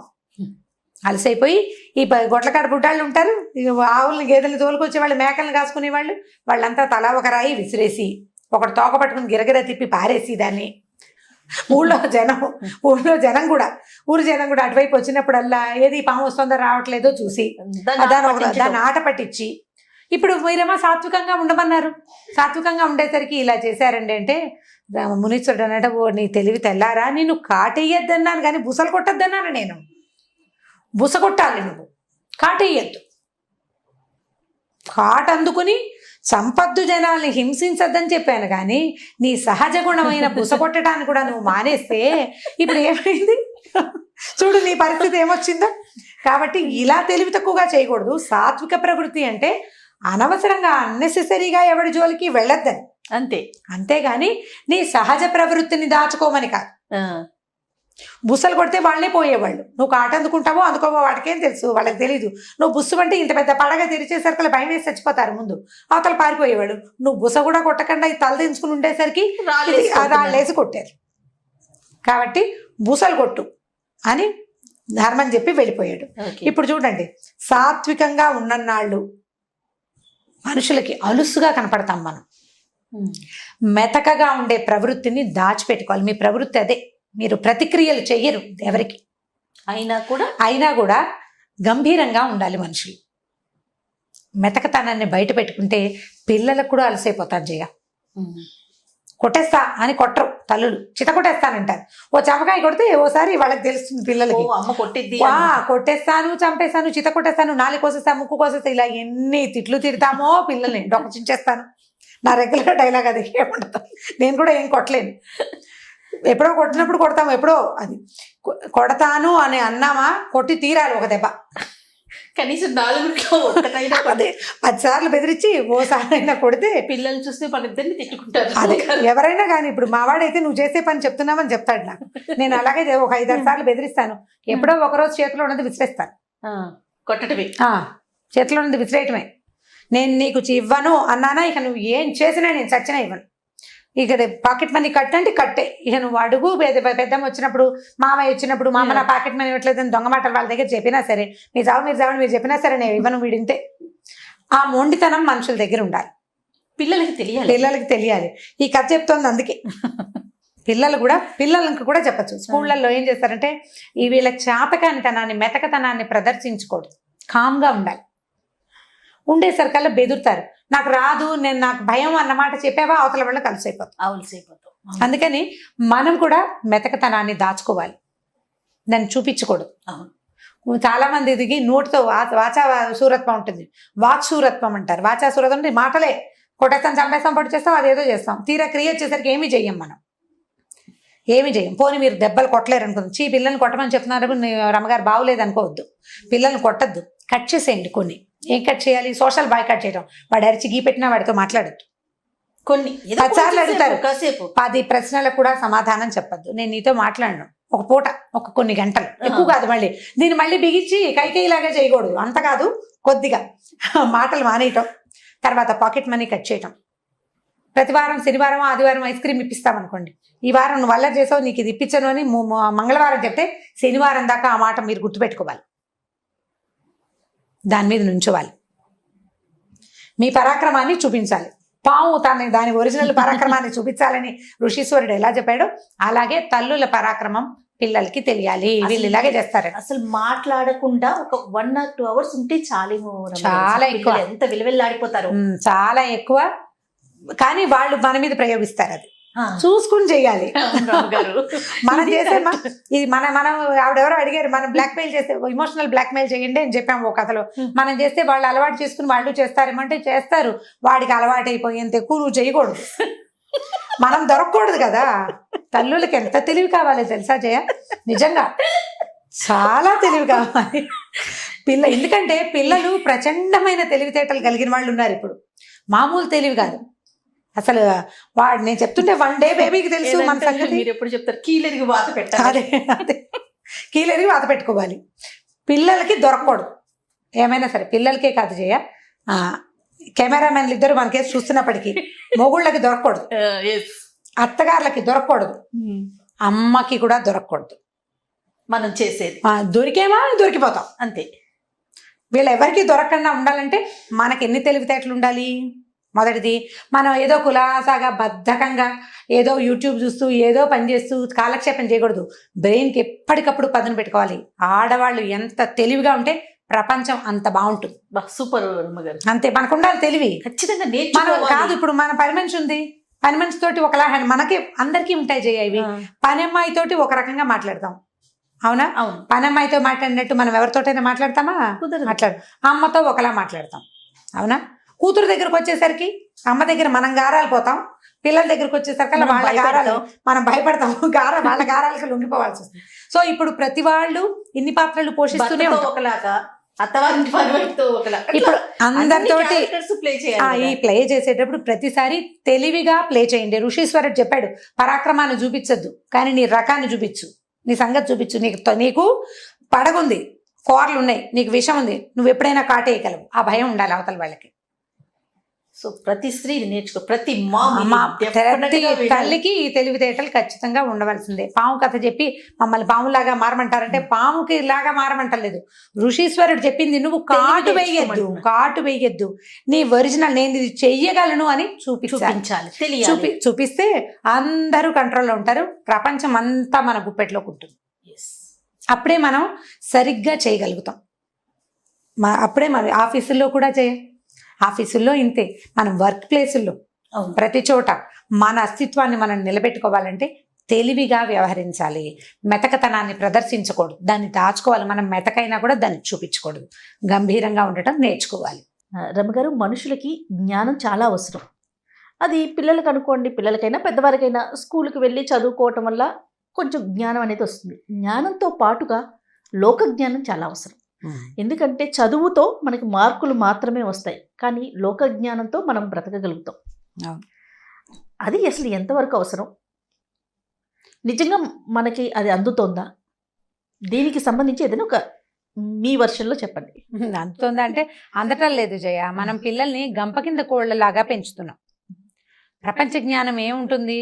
స్కూళ్ళకి వెళ్తారు, పొద్దున పోయి రాత్రి సాయంకాలం వస్తున్నారు, ఈ ఇంట్లో కూర్చుంటారు. అన్ని స్కూళ్ళల్లోనూ ఓవరాల్ డెవలప్మెంట్ ఉండదు కదా. అందరితోటి మింగిల్ అవ్వటము, ర్యాప్ పెరగటము, ప్రపంచంతో పరిస్థితులు ర్యాప్ అవ్వటం అవి కొంచెం తక్కువగానే ఉంటున్నాయి. అయితే లోకజ్ఞానం చాలా అవసరం. ఒట్టిగా బుకిష్ నాలెడ్జ్ తోటి జీవితం నడవదు కదా. జ్ఞానం అంటే బుకిష్ నాలెడ్జ్ అని మీ ఉద్దేశం, నాలెడ్జ్ అని. ఈ నాలెడ్జ్ వేరు, జనరల్ నాలెడ్జ్ వేరు. అవును, జనరల్ నాలెడ్జ్ అంటే జనరల్ నాలెడ్జ్ మాకు చాలా ఉందండి. అమెరికా ప్రెసిడెంట్ ఎవరు, యూరోప్లో ట్రిప్కి ఎన్ని రోజులు పడతాయి, ఇవే ఒకటే కాదు కదా జనరల్ నాలెడ్జ్ అంటే. లోక జ్ఞానం అంటే బతకటానికి కావలసిన జ్ఞానం. ఓ పని చేయమన్నాం అనుకోండి పిల్లాడిని, ఏంటి బియ్యం మినప, ఒక 15 ఏళ్ల పిల్ల అనుకుందాం, పిల్లాడికి వెళ్ళదు. ప్రతిసారి మీరు అబ్బాయి అంటారని కొంతమంది నాతో పోట్లాడతారు. మాకేమో అబ్బాయిలే ఉన్నారు ఇంటి నిండా, అన్నిటికీ పిల్లాడు వాడు అని చెప్తుంటాను నేను. ఎప్పుడు వాడు అంటారు, అది అనరా మీరు? మీకు అమ్మాయి, నాకు అమ్మాయిలు లేరు. సరే నన్ను చూసైనా చెప్పండి రమ్మగారు, ఇప్పుడు మీ అమ్మాయి కోసమే చెప్తాను. ఇప్పుడు మీ పిల్లకి 7 ఏళ్ళు ఉన్నాయి, రేపు 15 ఏళ్ళు వస్తాయి. 15 ఏళ్ల పిల్లని ఇడ్లీకి మినపప్పు రవ్వ పోసుకోవాలని చెప్పాం. 2 కలిపి పోసేసింది అనుకోండి, దానికి జ్ఞానం ఉన్నట్టా లేనట్ట? అజ్ఞాని అనాలి. దానికి తెలుసు పప్పు ఉంటుంది, రవ్వ ఉంటుంది. మీరు ఎగ్జాక్ట్ గా నా కూతురు అని చెప్తున్నారు, మీరు కనిపిస్తే మాత్రం చెప్తుంది ఇంకా ఈ వీడియో చూసిందంటే. అదే కాబట్టి ఇప్పుడు పిల్లలకి ఈ జ్ఞానం అవసరం కదా. అన్నం చేసుకునే, అన్నం చెట్లు అని చెప్పకూడదు కదా. ఇప్పుడు అన్నం తింటాము, అన్నం డైరెక్ట్ గా రాదు, దాని ఒక గింజలో వస్తుంది, ఈ గింజలు ఫలానా చెట్టుకు వస్తాయి అనేది వాళ్ళకి సైన్స్ పుస్తకాల్లో కొంత మటుకు తెలుసుకుంటారు. అది మనం ఆ మాటలు కూడా వంకాయ చెట్లు, బెండకాయ చెట్లు, అన్నం చెట్లు అనకూడదు. పిల్లలు వంగ చెట్టు, బెండ చెట్టు అన్నట్టుగానే వరి అని అనగలగటాన్ని లోక జ్ఞానం అనాలి. కరెక్ట్. దీనికి ఇది చెయ్యాలి, దీనికి ఇది చేయకూడదు, ఎక్కడ ఏం చేయొచ్చు, ఎక్కడ ఏం చేయకూడదు, ఇవన్నీ లోక జ్ఞానానికి సంబంధించినవి. ఇవి కూర్చోబెట్టి పాఠంలాగా నేర్పించేది కాదు. రోజువారీ దైనందిన జీవితంలో పిల్లలు ప్రపంచాన్ని చూస్తూ నేర్చుకోవాలి. అంటే పిల్లలకి ప్రపంచాన్ని చూపించాలి. మనం తెలివిగా ఉంటే, మనం తెలివిగా ఉండటం, ఎవరైనా వచ్చినప్పుడు పిల్లల్ని మనతో పాటు ఉంచుకోవటం, పిల్లల్ని 4 చూసేలాగా, అంటే మనం ఫంక్షన్స్కి వెళ్తాం, అందరితోటి ఏం మాట్లాడతాం, గుడికి వెళ్తాం, ఏ గుడికి వెళ్ళేటప్పుడు ఏమేమి తీసుకెళ్తున్నాము, గుళ్ళో ఏం చేస్తున్నాము, మనం గంట కొడతాం, పిల్లలు గంట కొడతారు, హారతి అద్దుకోమని చెప్తాం, తీర్థం తీసుకోమని చెప్తాం, పిల్లలు ఇలా పడతారు, అలా కాదు ఓ వేలు మడు ఇలా తీసుకోవాలి, కింద పడకుండా తీసుకోవాలి, కింద ఒక కర్చీఫ్ పెట్టుకోవాలి, ఇలాంటివి పిల్లలు మెల్లిమెల్లిగా మన చూస్తూ నేర్చుకుంటారు. ఇవి మనతో పాటే పిల్లలు ఉండి మన ప్రపంచ జ్ఞానాన్ని పిల్లలు కూడా అందుకోగలుగుతారు. మనతో పాటు ఉంచుకోకుండా వాళ్ళని ఎంతసేపు ఏవో ఒక క్లాసుల్లోనే పెడుతూ, ఏదో ఒక క్లాస్కే వెళ్తూ, ఎప్పుడు ఇంట్లోనే ఉంటూ వాళ్ళ ప్రపంచంలోనే వాళ్ళు ఉంటే వాళ్ళకి వాళ్ళ ప్రపంచ జ్ఞానం వేస్తుంది, కానీ సమస్త ప్రపంచ జ్ఞానము రాదు. మనకు కావాలి కదా, అదంతా కూడా కావాలి. కాబట్టి పిల్లల్ని మనతో పాటు ఉంచుకోండి. ఇది ఐడియా, అంటే సలహా అన్నమాట. అయితే దీనికి సంబంధించి ఒక కథ చెప్తాం. పంచతంత్ర కథలు అడుగుతుంటాం కదా, అందరు చాలా మంది అడుగుతారు, ఇంట్రెస్టింగ్ గా ఉంటుంది. అవును. ఒక ఊళ్ళో ఒక 4 స్నేహితులు ఉన్నారు. 3 బాగా చదువుకున్నారట. ఎన్ని రకాల శాస్త్రాలు, పాతకాలం కథ కదా, ఒక్కొక్కడు ఒక్కొక్క శాస్త్రం నేర్చుకున్నాడు. 4వ వాడికి చదువు సంధ్య ఏమి అబ్బల. సాయంకాలం వాళ్ళు బళ్ళో నుంచి రాగానే వాళ్ళ వెనకాల పడి పోయేవాడు ఆడుకోవడానికి. చదువు లేదు వాడికి, ఏదో ఆడుకునేవాడు. వాళ్ళ ఇళ్లలోనే ఏవైనా ఆ పనులు ఈ పనులు, వీడు ఖాళీగా ఉంటే వాళ్ళ తండ్రులు, వరే నువ్వు ఖాళీగానో మా అబ్బాయి బళ్ళో చదువుకుంటాడు, నువ్వు ఈ పని చేయమని వీడికి పనులు పాటలు వచ్చినాయి, కానీ చదువు సంధ్య అబ్బలేదు. అయితే ఏమైందంటే వీళ్ళు ముగ్గురు అబ్బాయిలు, చదువుకున్న అబ్బాయిలు, మంచి విజ్ఞాన శాస్త్రాలు అవి బాగా చదువుకున్నారు. వీళ్ళు దేశాటానికి వెళ్దాం అనుకున్నారు. వీళ్ళు ఉన్న ఊళ్ళకి సిటీ బాగా దూరంలో ఉంది. ఇదంతా తిరిగి చివరికి రాజుని దగ్గరికి వెళ్ళి, అంటే రాజుగారు సిటీలో ఉంటాడు కదా, అక్కడికి వెళ్ళి రాజుగారికి మాకు ఈ విద్యలు వచ్చు, మేము ఇవి చేసామని ప్రదర్శించి ఆయన దగ్గర నుంచి ఏమైనా డబ్బులు తెచ్చుకోవాలని వీళ్ళు ప్లాన్ చేశారు. అప్పటి రోజుల్లో ఇది నడిచేది. సరే వీళ్ళు 3 బయలుదేరుతుంటే ఆ ఫ్రెండ్ 4వ వాడు కూడా, అరే మీరంతా వెళ్ళిపోతే నాకు ఎలా తోస్తుందిరా, నేను కూడా వస్తానన్నాడు. ఇద్దరు వీడికి ఏం చదువు సంజారాదు, వీడిని వేసుకెళ్ళటం ఎందుకురా మనము, వద్దన్నారు. అంటే ఒకడన్నాడు, అలా కాదురా, వీడికి చక్కగా పని పాటవచ్చు, 4 పనులు వచ్చినవాడు కదా, వీడిని తీసుకెళ్దాం, వీడు తోడుంటాడు, కనీసం సామాన్లు మోయడానికి పనికొస్తాడు, బలమైన వాడు. వీళ్ళేమో రోజు పుస్తకాల దగ్గరే కూర్చుని చదువుకునే వాళ్ళకి బలం ఎలా వస్తుంది? బలం ఆహారంతో రాదు కదా, పని వల్ల వస్తుంది. అన్నం తింటే బలం రాదు జయ, అన్నం తింటే వచ్చేది శక్తి, బలం కాదు. బలము ఎక్సర్సైజ్ వల్లే వస్తుంది, పని చేస్తేనే బలం వస్తుంది. కండరాలకి బలం రావాలి అంటే పని చేయాలి, లేదా ఎక్సర్సైజ్ చేయాలి. పాత రోజుల్లో కాయ కష్టం చేసుకునే వాడు బలంగా ఉంటాడు, వాడు బస్తా అవలేలాగా ఎత్తవతలు పారేస్తాడు. వీళ్ళు 3 కలిసినా ఓ బస్తా ఎత్తలేరు. సరే సామాన్లు మోయటానికి, కాస్త ఎడ్ల బండి తోలడానికి అన్నిటికీ ఉంటాడురా, వాడు వస్తానని సరదా పడుతుంటే 4వ వాడు ఉంటే ప్రయాణం బాగుంటుందని ఒకడు మిగిలిన ఇద్దరికి నచ్చజెప్పాడు. ఈ గుంపంతా 4 కలిసి ఓ బండి ఎక్కారు, పోయారు. కొంత దూరం అలా వెళ్తుంటేట బాగా 3-4 రోజులు గడిచినాయి. వీళ్ళ ఊరు దాటి ఇక్కడికి బాగా ముందుకెళ్ళిపోయారు.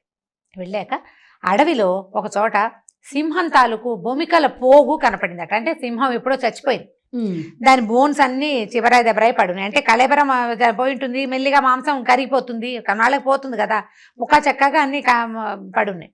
వాళ్ళలో ఒకడు ఏం చేశాడంటే, ఒరే ఇది సింహందిరా ఈ అస్థిపంజరం, ఈ భూమికలన్నీ సింహంవి, నేను చూడండి సింహంలాగా దీన్ని తయారు చేస్తానని వాడు ఏం చేశాడు, ఈ మొత్తం ఈ బోన్స్ అన్ని కరెక్ట్గా అమర్చి సింహంలాగా అమర్చాడు. అమర్చేసరికల్లా 2వ వాడు సిద్ధ వైద్యం అంట వాడిది. వాడన్నాడు, అరే నువ్వు ఇట్లా బొమ్మకలు పోగు చేసావు, నేను దీనికి మాంసం చర్మం వచ్చేలాగా చేస్తా, అలా కొన్ని ఆకుపసర్లు పూస్తే అచ్చు ఇది సింహంలాగానే కనపడుతుందని వాడు ఏం చేశాడు, తన సంచిలో ఉన్న కొన్ని సాధనాలు తీసి, తర్వాత ఏమో కొన్ని ఆకులు అవి ఇవి బండల మీద నూరి ఆ పదార్థం అంతా పూసి దాన్ని సింహం జూలు ముఖము వచ్చేలాగా చక్కగా చేశాడు. ఆకారం కనపడుతుంది చక్కగా. అయితే 3వ వాడు అన్నాడు, ఒరే మీరు ఊరికే ఆ బొమ్మను చూపిస్తే ఏమవుతుంది, దీనికి ప్రాణం పోయటానికి నా దగ్గర ఒక విద్య ఉంది అని చెప్పాడు. చెప్పేసరికి మిగిలిన వాడితే, నిజమా నీకు వచ్చా? అదే అన్నారు, నాకు వచ్చురా, నేను నేర్చుకున్నాను, చాలా మాయమంత్రాలు నేర్చుకున్నాను కదా. ఈ మంత్రాల్లో ఒక పెద్ద మంత్రం ఉంది, అది ఇలా చనిపోయిన ప్రాణికి ప్రాణం పోస్తుంది. ఈ సింహానికి నేను ప్రాణం పోయగలను.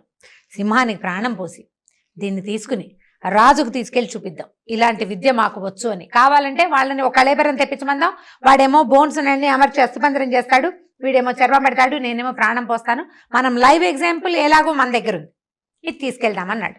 అనేసరికి 4వ వాడు అన్నాడు, ఊరి మీ దుంపలు దిగా, ఇప్పుడు దానికి కనుక ప్రాణం పోస్తే అది సింహం మీద పడుతుందిరా. అంటే మీద ఎందుకు పడుతుంది, నేను చేశాను, సింహం నా మీద పడుతుందా?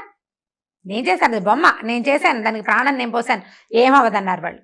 వాడు అన్నాడు ఒకడు, మిగిలిన వాళ్ళిద్దరూ సపోర్ట్ చేశారు. వాడు అన్నాడు, 4వ వాడు అన్నాడు, సరే మీరు ఉండండి, నేను చెట్టు ఎక్కుతా, ఎక్కేదాకా ఏం చెయ్యొద్దు, మీకు ఇన్ని 5 రోజుల నుంచి మీ పనులన్నీ చేసి పెట్టా కదా, ఈ పని చేయండి అన్నారు. వీళ్ళు ఏమనుకున్నారు, వీడు పిరికి వెదవా, శరీరం మాత్రం బాగా పెరిగింది, వీడికి అమిత పిరికి, గుండె లేదు వీడికి, పిరికి గుండె వీడు, మనలాగా విజ్ఞాన ఖాని కాదు వీడు, విజ్ఞానం లేదు. విజ్ఞాన ఖాని అయితే ఎవడైతే విజ్ఞానం ఉందో వాడు ధైర్యంగా ఉంటాడు, వాడు నాకు అన్నీ తెలుసు అనుకుంటాడు. వీడికి ఏం తెలీదు. సరే చెట్టు ఎక్కేనియమన్నారు, వాడు ఎక్కేసాడు. చెట్టు ఎక్కేసి ఏం చేశాడు, తలగుడ్డతోటి తనకి చెట్టుకి వేసి గట్టిగా కట్టేసుకుని కూర్చున్నాడు. వాడి దగ్గర నెత్తికి గుడ్డంది, గుడ్డబెట్టి చెట్టు కొమ్మకేసి తను గట్టిగా కట్టేసుకుని కూర్చున్నాడు. వీడేం చేశాడు, ఆ మంత్రాలు చదివాడు, నీళ్ళు చల్లాడు, అవి చల్లాడు, ఇవి చల్లాడు. మెల్లిగా సింహంలో కదలిక రావటం మొదలుపెట్టింది. మొత్తానికి ప్రాణం పోసాడు. అది కాస్త కదిలింది, జూలు బెదిరించింది, ఒక్కసారి గర్జించింది, చూసింది అటు ఇటు చూసి తోకాడిచ్చింది. వీళ్ళేమనుకున్నారు, తోకాడిస్తోందంటే, కుక్కలు తోకాడిచ్చడం ఎప్పుడు ఆడితే విశ్వాసాన్ని ప్రకటించేటప్పుడు కదా, తోకాడిస్తోందంటే ఇది మన పట్ల విశ్వాసంగా ఉందని వీళ్ళు అనుకున్నారు. సింహం తోక ఎప్పుడు ఆడిస్తుందంటే వేటకి నేను రెడీ అని చెప్పేటప్పుడు ఆడిస్తుంది. వీళ్ళకి ఆ జ్ఞానం లేదు. వీడికి పైవాడికి అర్థమైపోయింది, ఇది అయిపోయిందిరా దేవుడా అని, కృష్ణ అని కళ్ళు మూసుకున్నాడు. వాడు అయిపోయింది, జరగబోతుంది. ఈ సింహం కాస్త ఒక్క ఉదుటనే వీళ్ళ మీదకి దూకింది. అది దూకిన అదటికేవో 2 కింద పడ్డారు, 3వ వాడి గుండె అయిపోయింది. శుభ్రంగా 3 భక్షించేసింది పీకల దాకా. అది ఎప్పుడో చచ్చిపోయింది కొన్నాళ్ళ క్రితం. ఎండు డొక్కలాగా ఉంది, అది ఏమి లేదు పాప, ప్రాణం దాంట్లో. వీడు పోసాడు. ఈ 3 తిని కడుపారా తినేసి అది అమ్మయ్య అని గర్రం తేంచి అక్కడి నుంచి వెళ్ళిపోయింది. కొంత శరీరాన్ని మిగుల్చుకుంది, తర్వాత తినడానికి వదిలిపెట్టేస్తాయి సింహాలు. పూర్తిగా ఏం తినవు, వదిలేస్తే మీకు ఈ చుట్టుపక్కల ఉంటాయి కదా స్కావెంజర్స్ అవి ఉంటారు, అవి దీని మీద బతుకుతాయి కదా. వీడు ఆ సింహం వెళ్ళిపోయేదాకా చెట్టు మీద కూర్చుని తర్వాత మెల్లిగా కట్టోడ తీసుకుని నిదానంగా వచ్చి, సింహం ఇప్పుడు ఆహారం తిన్న తర్వాత వారం దాకా రాదు, వీడికి తెలుసు ఆ సంగతి. చల్లగా వెనక నడుచుకుంటూ వెళ్ళిపోయాడు. ఇప్పుడు ఏది వీడిని కాపాడింది, వీడు లోక జ్ఞానం కాపాడింది. ప్రాణం వచ్చాక సింహం వేటాడక మానదు. పైగా ఎవడు వీడు నన్ను పుట్టించాడు, వీడిని నేను చంపకూడదు అనే జ్ఞానం సింహానికి ఉంటుందా, క్రూర జంతువుకి ఉండదు కదా. ఉండదు. పెంచుకున్న వాడి మీద కూడా సింహాలు పడతాయి దానికి ఆకలిగా ఉన్నప్పుడు. ఎందుకంటే దానికి ఆహారం తప్పిస్తే రెండో నియమం లేదు, దాని లక్షణం. క్రూర జంతువు తాలూకు లక్షణం ఏంటంటే దాని ఫుడ్ అది గెయిన్ చేసుకోవద్దు. వీడు మనవాడు, వీడు పరాయివాడు, ఆ ధ్యాస దానికి ఏమి ఉండదు. జంతువులు సొంత పిల్లల్ని కూడా చంపి తింటాయని చెప్తారు. అక్కడి నుంచి వీడు వెనక్కి వెళ్ళిపోయాడు. వీడి లోక జ్ఞానం వీడిని కాపాడింది, వాళ్ళ విజ్ఞానం ఏమో వాళ్ళని సింహం పొట్టలోకి పంపించేసింది. ఈ కథ చెప్తే సరదాగా ఉంది, వినడానికి బాగుంది కదా. సో ఈ కథ చెప్పచ్చు పిల్లలకి. లోక జ్ఞానం అవసరమమ్మ. ఆ రకమైన ఇది వచ్చేలాగా మనతో పాటు తిప్పుకోవాలి పిల్లల్ని. ఎగ్జాక్ట్లీ. ఒకవేళ మీకే లోక జ్ఞానం లేదనుకోండి, మీరు మీ అమ్మతో ఒకటి పాటు మీ అత్తగారితో పాటు అన్ని చోట్లకి వెళ్తూ తిరిగి ప్రపంచాన్ని తెలుసుకోండి. ముందు నాకే లోక జ్ఞానం లేదు, నాకే ఎలా బిహేవ్ చేయాలో తెలియట్లేదు అంటే ముందు నువ్వు నేర్చుకో, నీతో పాటు పిల్లల్ని కూడా తిప్పు, ఆటోమేటిక్గా పిల్లలకు కూడా వస్తుంది. ప్రపంచ జ్ఞానం మనుషులకి చాలా చాలా అవసరం. ఎక్కడ ఎలా ప్రవర్తించాలో తెలియకపోతే, ఇదివరకు అట్లాగా గుంపుగా మన జీవనాలు లేవు, మనం 10 మందితో కలిసి ఉండట్లా. Social animal. సోషల్ యానిమల్ బహుపురాతన కాలంలో, ఇప్పుడు ఐసోలేటెడ్ యానిమల్స్ గానే మనం ఉంటున్నాం. ఎప్పుడైనా సోషలైజ్ అవ్వాలంటే అవలేకపోతాం కదా, అప్పుడు అవ్వలేము. ఇప్పుడంతా మన పిల్లలు ఐసోలేటెడ్ యానిమల్సే. కజిన్స్ తోటి సంబంధ బాంధవ్యాలు ఉండవు. తాత అమ్మమ్మ ఎక్కడుంటారో తెలీదు, ఇంకో తాత ఇంకో నాయనమ్మ ఎక్కడుంటారో తెలీదు, తాతల అన్నదమ్ముల్ని ఏమనాలో తెలీదు, చుట్టాలు బాంధవ్యాలు తెలియటం లేదు. అందరికీ తెలియట్లేదని నేను జనరలైజ్ చేయకూడదు. తెలుస్తున్నాయి కొంతమందికి తెలియటం లేదు. సిటీలలో ఉండేవాళ్ళు సంవత్సరానికి ఒక్కసారి వెళ్తారు, అప్పుడు చూస్తారు. వచ్చే సంవత్సరానికి మొహాలు ఇళ్ళు బాకిళ్ళు మారిపోతాయి, ఏమీ జ్ఞాపకాలు ఉండవు. మెయింటైన్ చేస్తూ ఉండాలి. ప్రపంచంతో సంబంధ బాంధవ్యాలు మెయింటైన్ చేయటం వల్ల ఇదివరకటంతా కాకపోయినా ఇంత ఒంటరితనానికి గురి కాకుండా ఉంటాం. ఇదివరకటంతా చేయలేము ఇప్పుడు మనం. అప్పుడంటే అందరం గుంపుగా ఒక చోటే ఉండేవాళ్ళం. ఒక్కో ఇంట్లో 25-30 జనాలు ఉండేవాళ్ళు. ఇప్పుడు అంత అవకాశం లేదు కదా.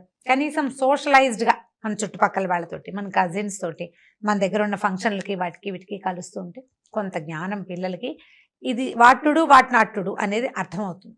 అది తెలియాలి కదా, తెలియజేయాలి. ఇలా ఇది పద్ధతి. రమ్మగారు, ఈరోజు చిన్నపిల్లలకి సంబంధించి అంటే లాస్ట్ టైం మనం ఒక ఎలుగుబంటి స్టోరీ చెప్పుకున్నాం, అలా ఏదైనా ఒక ఫన్నీ స్టోరీ ఏదైనా చెప్తారా? అంటే జంతువుల కథలు చెప్పచ్చు కదా పిల్లలకి. పంచతంత్ర కథల్లో ఇది కూడా ఉంది. నీతి ఉంటుంది, స్టోరీ సరదాగా ఉంటుంది, అంటే నీతి కూడా ఉంటుంది. అయితే ఈ అడవిలో ఒక నక్క కొంగ ఫ్రెండ్లీగా ఉండేవట. ఫ్రెండ్లీగా ఉంటే మన దగ్గర ఫ్రెండ్స్ మావా అనో బావా అనో పిలుచుకుంటూ ఉంటారు కదా. 2 అబ్బాయిలు ఫ్రెండ్స్ ఉంటే బావా అనో, అబ్బాయి బాబాయ్ అనో, అలా పిలుచుకుంటారు. సో ఈ నక్క బావ కొంగ బావ ఇద్దరు ఒకళ్ళనొకళ్ళు బావా బావా అని పిలుచుకునేవాళ్ళు. ఇప్పుడు నక్కకి కొంగకి స్నేహం ఉండకూడదు జయ జనరల్గా. ఎందుకంటే నక్క మాంసాహారి, అది బర్డ్స్ పక్షులు కనుక దొరికితే చంపి తినేస్తుంది, పక్షిని చంపి తినేస్తుంది. కాకపోతే ఈ అడవిలో ఎలా చెప్తారంటే అడవి కథలన్నిట్లలో కూడా ఒకటికొకటి ఆహారం అయ్యే సందర్భంలో కూడా అవి ఒకదాంతో ఒకటి స్నేహం చేస్తున్నాయనే మనకి పంచతంత్ర కథల్లో చెప్పబడుతుంది.